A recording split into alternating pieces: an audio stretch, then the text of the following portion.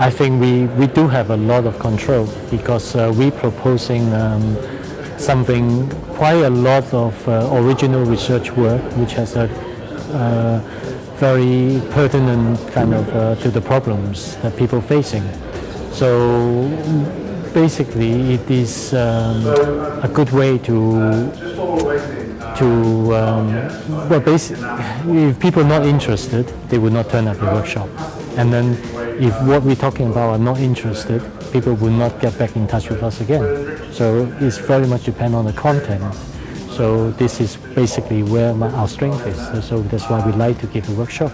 Gave at least 5-6 workshops, and I chair conferences, and I actually also gave training courses to Marcus Evans in Asia a few times already.